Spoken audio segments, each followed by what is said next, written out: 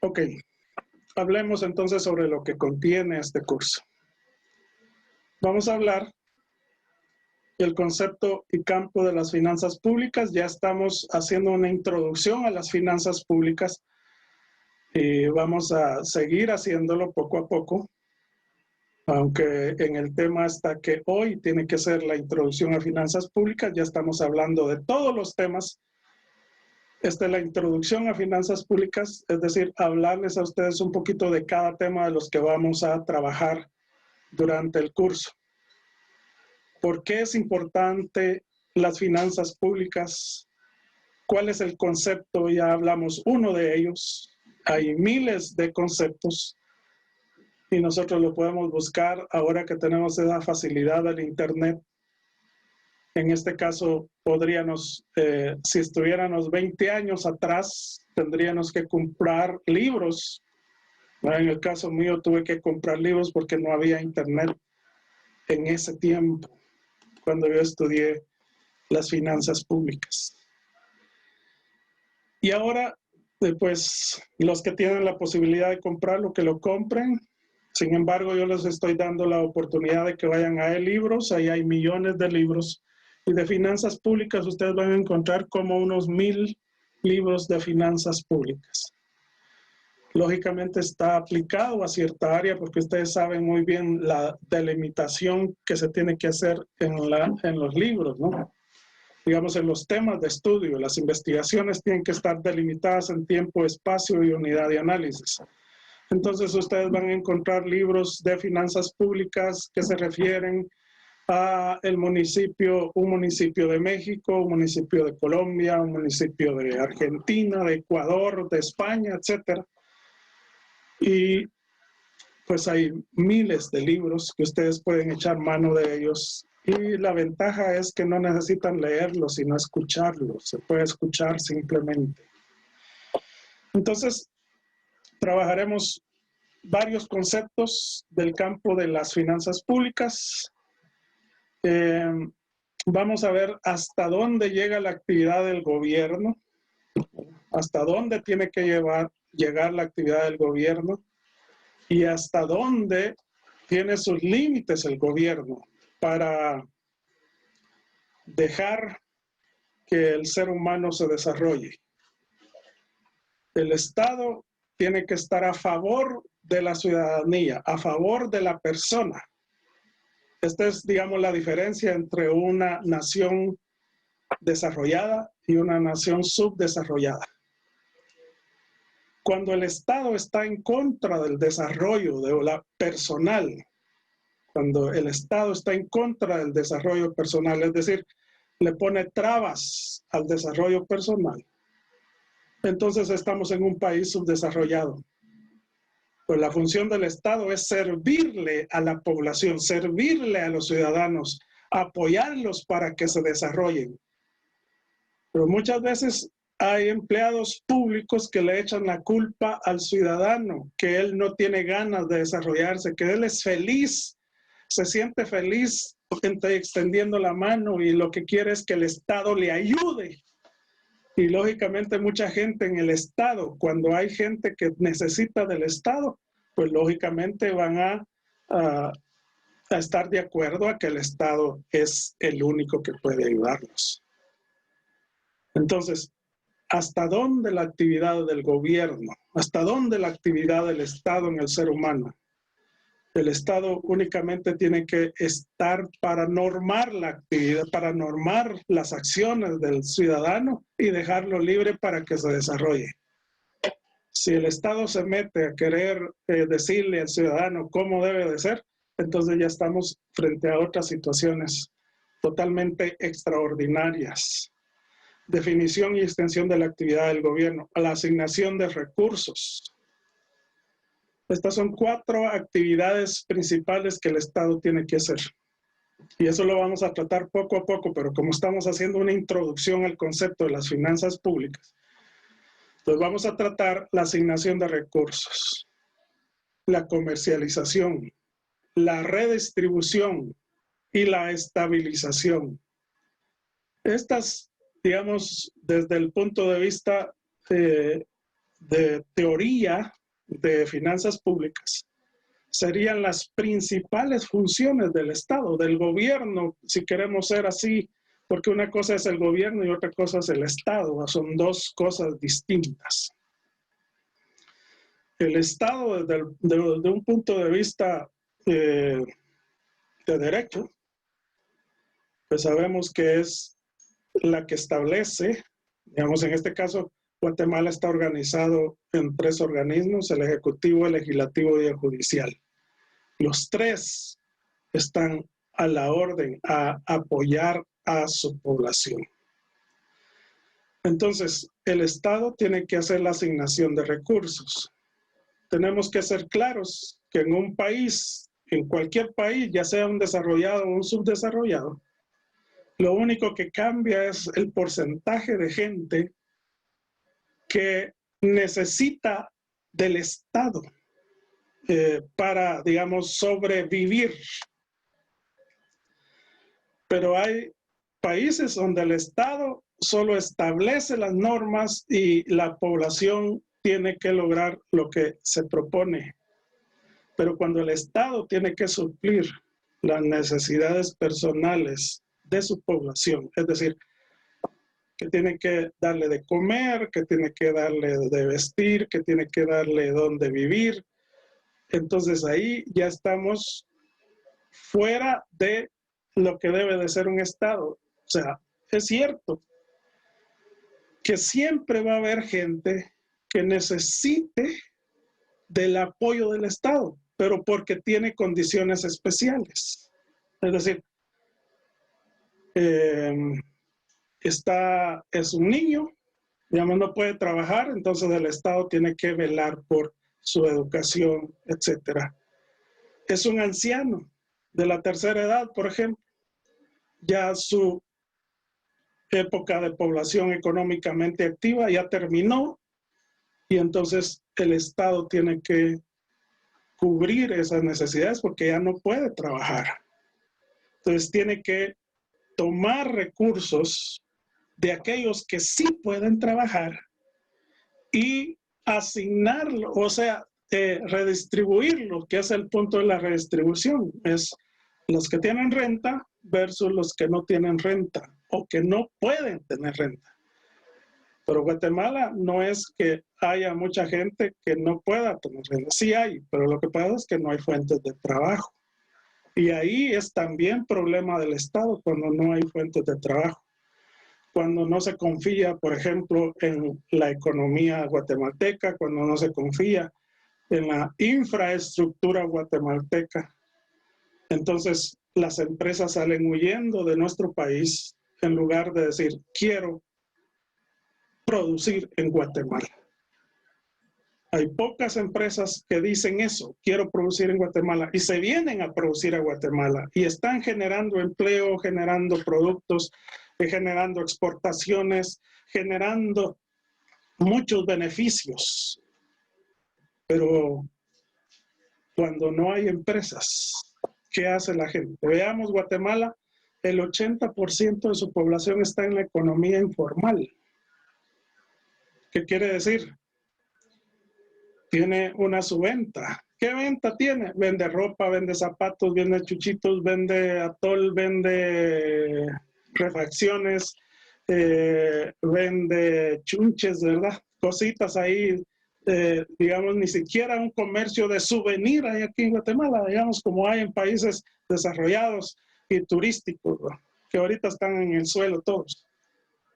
Pero tenemos que hablar más detenidamente acerca de estas 4 asignaciones que tiene el Estado. La comercialización, la estabilización de precios, también hablaremos ahí de la función de la política económica. ¿Cómo se clasifican los recursos públicos? Vamos a hablar de la definición de impuestos, cómo son los impuestos, la tasa, por ejemplo, qué tasa de impuesto tiene cada uno.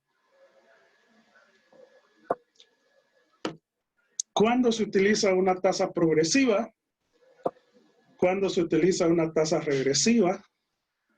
cuándo se utiliza una tasa decreciente y cuándo se utiliza una tasa discriminativa. Ahí ya vamos entrando a lo que es la verdadero trabajo de las finanzas públicas. Luego, pues las finanzas públicas trata de la teoría y técnica del impuesto, la clasificación de sus impuestos, pero por el lado de el fenómeno del impuesto. No es solo decir, bueno, le vamos a poner un impuesto a las comunicaciones telefónicas o ahorita que está en apogeo lo que es las clases virtuales. Pongámosle un impuesto a todos aquellos que tienen clases virtuales, digamos, porque ahorita no hay impuesto, ¿verdad? Entonces, algunas plataformas son gratis, otras hay que pagar un poquito, pero el Estado no se ha metido aquí en la comunicación virtual en este momentito, pero puede decir, porque eso es una de las cosas del Estado, ¿no? Entonces, bueno, es que resulta que hay universidades que están lucrando con el pueblo y ese lucro hay que normarlo y que cada vez que haya una comunicación con Zoom, pues tengan que pagar un impuesto. Ok, entonces hablemos de eso. ¿Qué fenómenos? ¿Cómo afecta al ser humano un impuesto? Recordemos, el término impuesto es a la fuerza, es decir, obligatorio. Un impuesto es un impuesto. Yo lo tengo que pagar porque lo tengo que pagar, aunque no quiera. Aunque cuando uno, pues lógicamente cuando tiene conciencia social, entonces ya se da cuenta que yo gano más que otros, entonces tengo que dar un 5, un 7, un 30% de mis ingresos, de mis utilidades. ¿Para qué? Para que la otra persona que no tiene, o sea, digamos, para el bien común, en este caso, yo puedo necesitar una carretera que me comunique de aquí, de mi casa al Banco de Guatemala. Y la quiero exclusivamente para mí, eso no se puede. Pero el Estado lo puede hacer para todos aquellos que van en el mismo camino. Y entonces ahí se llama bien común. Entonces, ¿qué efecto tiene? ¿Qué impacto tiene? Por ejemplo, un impuesto, si nos ponen un impuesto a las clases virtuales, por ejemplo, ¿qué impacto va a tener? Pues lo primero que va a suceder es que va a encarecer el producto o el servicio, porque hay además todo el proceso de costos que ustedes van a tener que estudiar más adelante, una contabilidad de costos, pues hay que agregarle un porcentaje que se paga al Estado. Entonces va a haber un impacto. ¿Qué fenómeno? La traslación, por ejemplo, el IVA.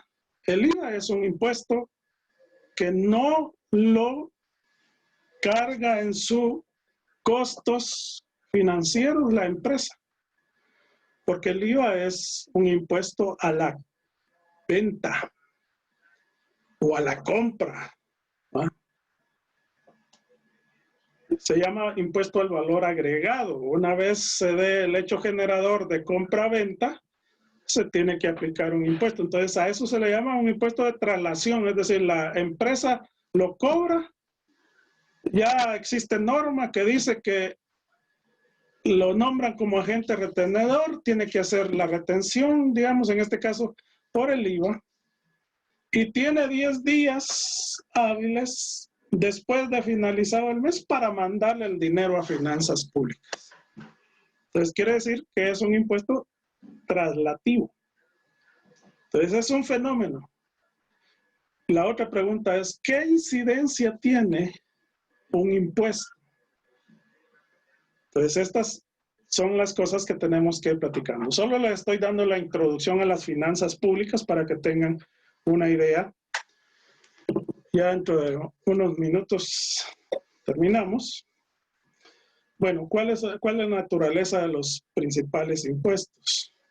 Por ejemplo, la naturaleza del impuesto sobre la propiedad, del impuesto sobre la renta, del impuesto sobre herencias, legados y donaciones, de los impuestos directos sobre el gasto, aquí del IVA.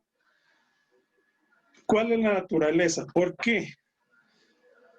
¿Por qué esos impuestos? Porque, por ejemplo, en todo el mundo hay impuestos sobre el gasto, sobre la renta. Y después ya dependen, porque hay impuestos directos e impuestos indirectos. Entonces, dependiendo qué naturaleza, qué es lo que persigue, cuál es lo que está atrás de todo ello, es lo que tenemos que estudiar en las finanzas públicas. Y de eso se trata las finanzas públicas, de poder entender cuál es la razón de poner un impuesto sobre la renta. Si este impuesto es progresivo, por ejemplo. ¿Por qué es progresivo? ¿Cuáles son las razones? ¿Cuáles son las justificaciones? ¿Cuáles son, digamos, las consideraciones que tiene un impuesto? ¿Cuál es la naturaleza? ¿Por qué razón se aplicó o se aplica? Luego tenemos siempre el mismo tema, al IVA importaciones, al IVA del valor doméstico, la naturaleza del impuesto sobre la renta, ¿verdad? Entonces hay impuesto del IVA importaciones, por ejemplo, que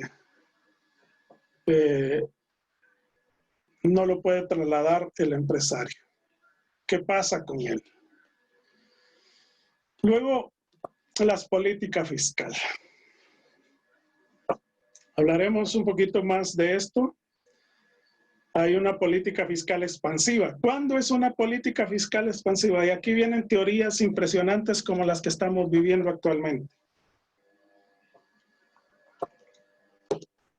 Se llama expansiva cuando el Estado gasta más de lo que tiene que gastar.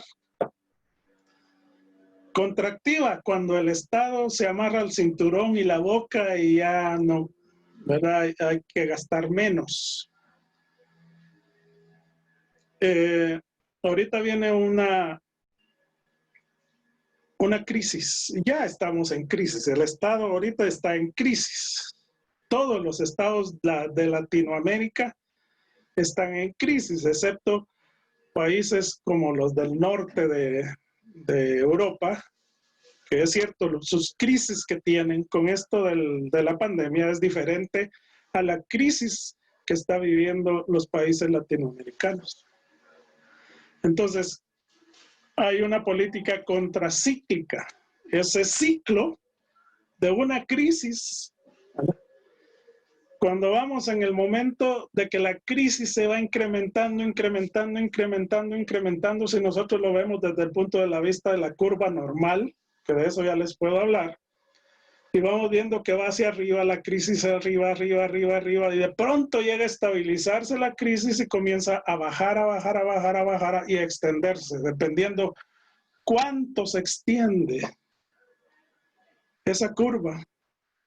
Entonces le podemos encontrar un ciclo.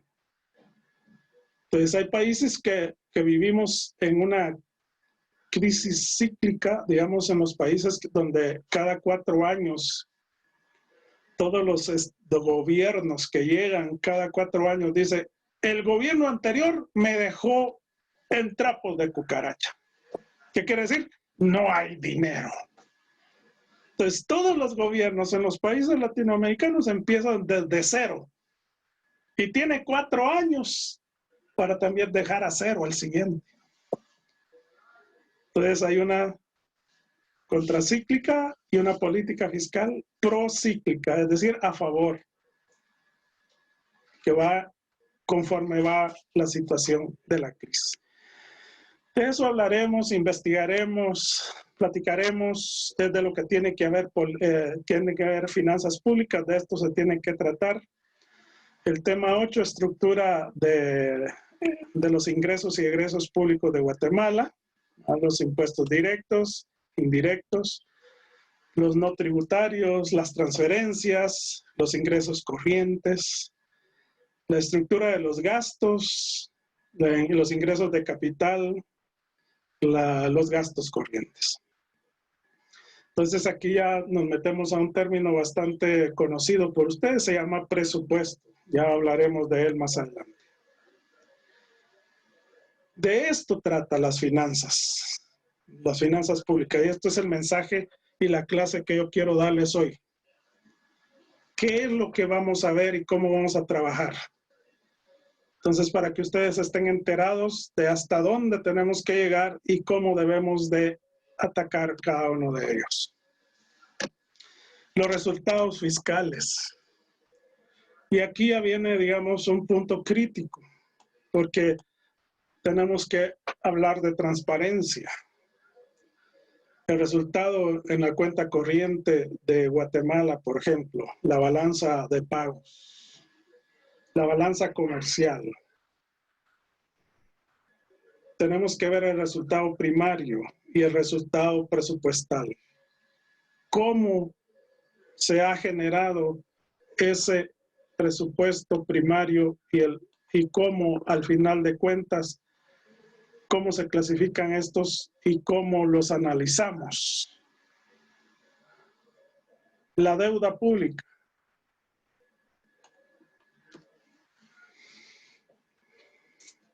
Si el Estado no tiene ingresos vía impuestos, y aquí vamos a tener que entrar a evaluar el presupuesto de Guatemala.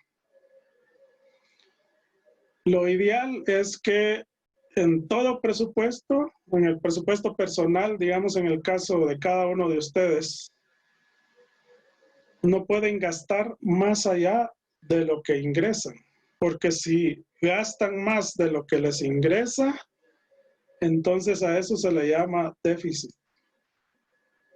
se llama deuda.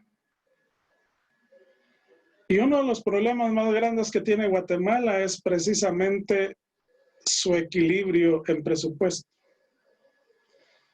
Derivado de que los ingresos no son suficientes para cubrir los gastos, o sea, los egresos del Estado. La diferencia entre ingresos y gastos en un presupuesto, en el Estado se le conoce como deuda pública, o en otros términos, financiamiento. Entonces, hay deuda pública interna, es decir, es todo aquel préstamo que le hace el ciudadano, las empresas del país al Estado. La deuda pública externa, todos aquellos préstamos que el Estado realiza a entidades fuera de Guatemala. Deuda bilateral, cuando hay instituciones, Ministerio de Finanzas Públicas y el Banco Interamericano de Desarrollo hacen un convenio para un préstamo multilateral. Los tenedores de bonos. Recordemos que hay bonos del Tesoro que los compran ciudadanos del país y otros que los compran ciudadanos de otros países. Lo impresionante es en que los países latinoamericanos, los mismos ciudadanos internos del país, cuando el Estado se va al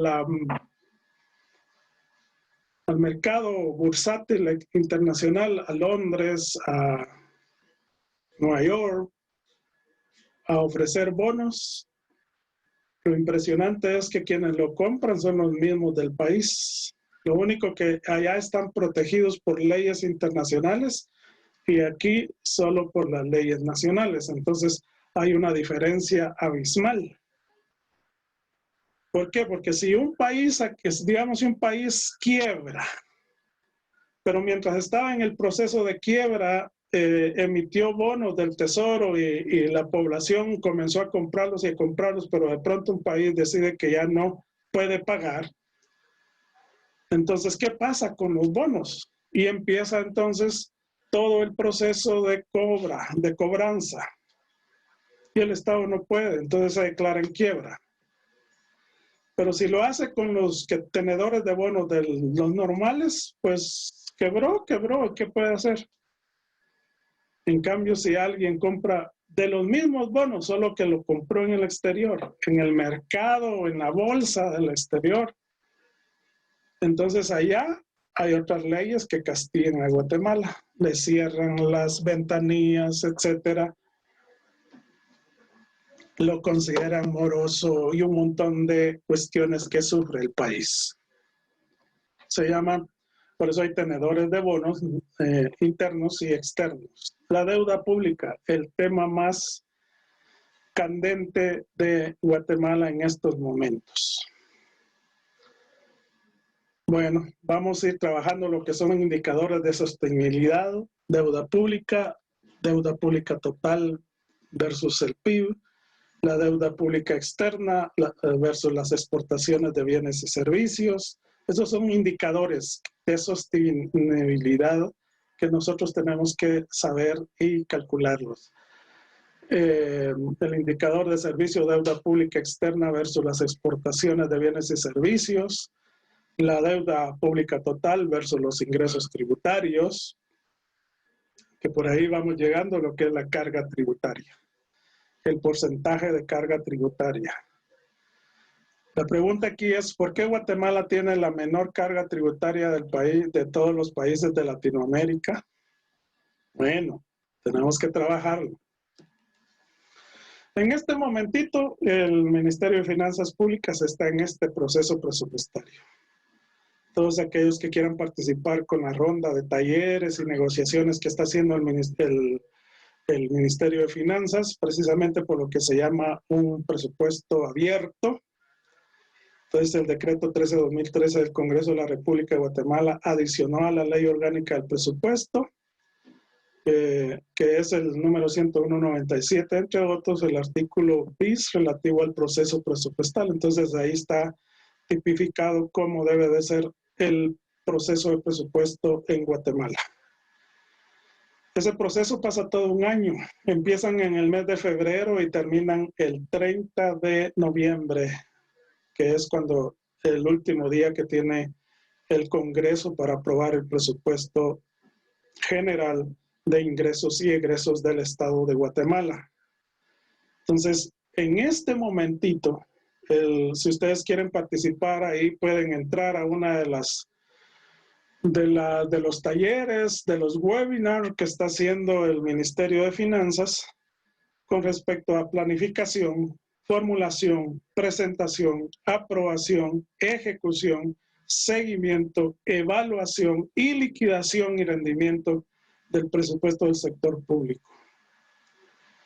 En esto hemos tenido serias dificultades Guatemala, ¿verdad? Por eso no hemos sido muy transparentes que se diga. Porque, digamos, el Estado lo único que hace es reflejar la cultura del ciudadano. Los guatemaltecos somos aversos a que se nos cuantifique. No queremos mostrar nada. Si está escondido, mejor. Si nadie lo sabe, mejor. Son cosas que yo hago, pero no quiero que lo sepan. Entonces, el Estado ha sido de esa cultura. Siempre se andan escondiendo gastos, algunas facturas. Si ustedes como auditores van a llegar y van a ver que hay facturas que se compró un bien y se facturó por otro. Pero ¿cuál es la razón? La razón es que eso otro que compré no está permitido comprarlo. No es correcto comprarlo. Y entonces ustedes con eso, digamos, con los procesos que se llevan actualmente, hay facturas de ferreterías cuya compra no es precisamente cuestiones de ferreterías. Son cuestiones de otra cosa que no está normado, que no tiene derecho el sector público a comprar. Si lo quiere comprar, que lo compre con dinero de su propio bolsillo, pero no con dinero del pueblo.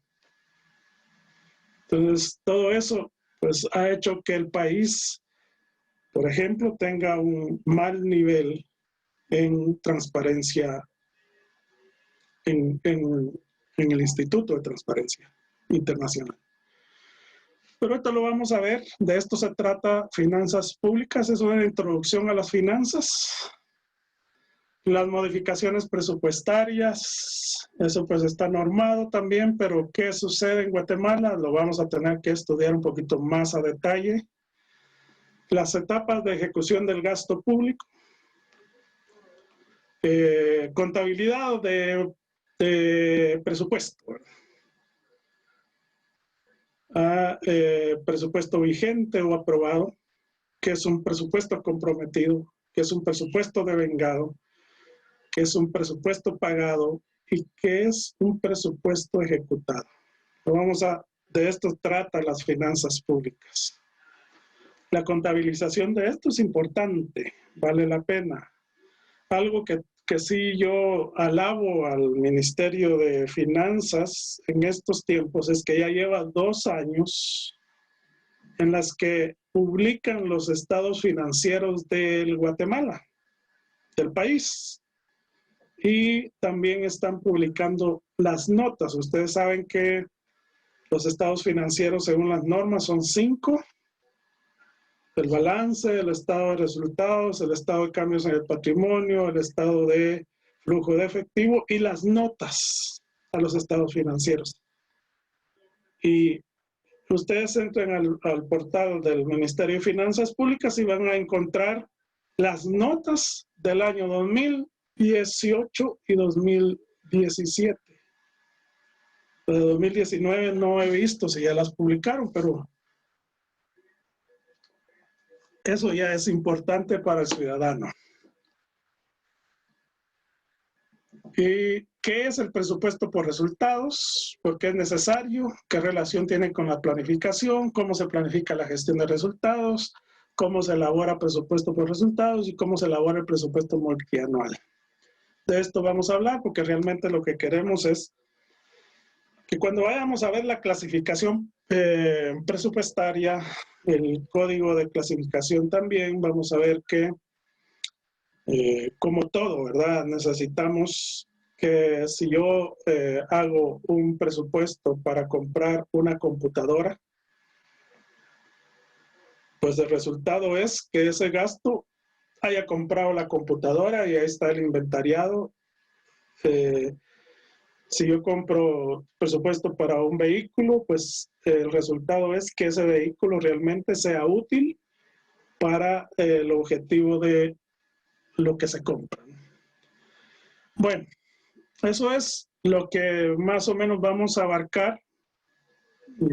Les soy claro, no vamos a entrar a detalles porque, por ejemplo, si yo entro a detalles a presupuesto, finanzas se lleva casi 1 año trabajando el presupuesto, explicándolo y con un personal bastante numeroso que se encarga de ello. Y si solo nos dedicáramos a eso, pasaríamos todo el semestre trabajando solo el presupuesto. Pero hay otras cosas, la deuda pública, la relación que hay entre la política fiscal. Por ejemplo, si nos ponemos a hacer la política fiscal de Guatemala, ustedes no la van a encontrar, prácticamente no, pero ¿qué es una política? Son las decisiones que toma el Estado con respecto a las finanzas del Estado. Entonces, aquí va la metodología, las estrategias, el curso se desarrollará por medio de clases magistrales, trabajos de investigación, lecturas obligatorias, laboratorios vinculados con los temas tratados. Así que ya les di la introducción a las finanzas públicas. La bibliografía la tienen ahí. Además, tienen un poquito más en el programa. Ahí encuentran como unos 10 libros y folletos que hay que investigar. Voy a terminar aquí para abrir el programa y ver los títulos. Estos son, digamos, por lo menos Musgrave R.A., Ensayo sobre políticas impositivas, el Fondo de Cultura Económica. Hemos tratado de localizar estos libros, pero no es posible porque son ya muy viejitos. Entonces, algunos de ellos están agotados y algunos están en inglés, y muchos de nosotros no hablamos muy bien el inglés, entonces no lo logramos. Por ahí en la red van a encontrar algunos libros en PDF también, ¿verdad? Pero hay un libro de Stiglitz que es sobre finanzas del Estado, solo que este se refiere a las finanzas de los Estados Unidos. Y resulta que hay una gran diferencia entre lo público de Estados Unidos y lo público de Guatemala. Pero tenemos que aprender nosotros de los países desarrollados para poder... Si nosotros no aprendemos de los países desarrollados, cuando nos toque que estar al frente de las finanzas públicas de Guatemala, o ser parte de las finanzas públicas de Guatemala, no vamos a tener conocimiento. Entonces, si yo solamente les hablo, o esta clase solamente habla de finanzas públicas de Guatemala, lo que estoy haciendo es dándole vueltas al mismo subdesarrollo que nosotros tenemos. Entonces, nuestro objetivo aquí es ir mucho más allá, es generar esa crítica, ese espíritu crítico y conocimiento avanzado de las finanzas públicas. No me puedo quedar solamente en finanzas públicas de Guatemala, porque de eso yo lo conozco. Yo hago las notas a los estados, a la ejecución presupuestaria del Banco Guatemala, etcétera. Entonces, también hago parte de la contabilidad del Estado. También el Banco Guatemala es agente financiero del Estado. Entonces, todo eso yo lo conozco, yo se los puedo explicar, pero ¿de qué sirve que les hable del mismo subdesarrollo que estamos teniendo? Tenemos que cambiar. Usted me puede preguntar, Licky, ¿usted por qué, si está metido ahí, por qué no influye? Porque una cosa es la política, los políticos, la política, el arte de gobernar. Y ustedes saben que en países como el nuestro, el que gobierna, gobierna, ¿verdad? Y si alguien piensa diferente, pues no aporta, no apoya, hay que sacarlo. Entonces, esa es parte de la cultura de subdesarrollo. Cuando hay personas que de una manera técnica critican, digamos, el presupuesto presupuestario o la ejecución presupuestaria o la imposición, las razones por las cuales los impuestos, por qué hay que ponerle a alguien que pueda pagar y otros que no, por qué razón es que, digamos, la universidad no está afecta al impuesto sobre la renta, por qué los colegios privados no están afectos al impuesto sobre la renta, etcétera, por qué las iglesias no están afectas al impuesto sobre la renta, cuáles son las razones. Todo eso tenemos que ir trabajándolo. Por ejemplo, ¿por qué el Estado es tan lento para atender los trámites en las instituciones del Estado? O sea, todo eso, si alguien llega a criticar, lléguele a criticar usted a la SAT por qué tiene que hacerse presente alguien a la oficina de vehículos para hacer un trámite. Ese no se puede hacer vía digital. ¿Por qué? Usted llega a alegar, lo sacan. En sopilutillo lo sacan porque se opone a las direcciones que establecieron y que así está. Y la otra es que también el empleado público dice, mire, esto es lo que a mí me dijeron que hiciera, yo lo voy a hacer así y usted no me tiene que mandar, etc. Bueno, ahí, pues lógicamente para eso es este curso. La universidad precisamente no tiene ideología, Es decir, yo tengo la responsabilidad ante ustedes de enseñarles cómo son las políticas, cómo es la política pública, las finanzas públicas en Guatemala y cómo son en otros países. Ahí en los, digamos, hay cursos. El Fondo Monetario tiene un curso de políticas de finanzas públicas. También para ustedes se llevan más o menos unas 8, digamos, son 8 quincenas, más o menos 3 meses en ese curso. Así que, pues ya tienen ustedes la introducción a las finanzas públicas, ya saben a qué nos vamos a meter y cuál es el trabajo. Necesito escucharlos, a ver qué piensan ahí. ¿Estás por ahí, George?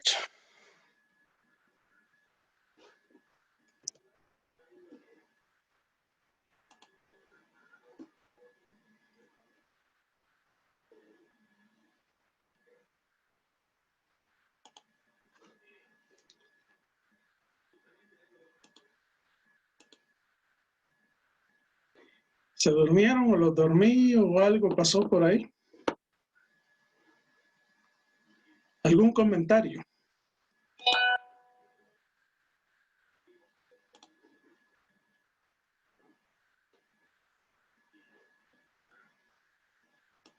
¿No hay comentarios?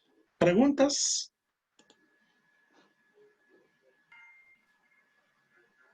Sí, buenos días. A ver, ¿quién me habla por ahí?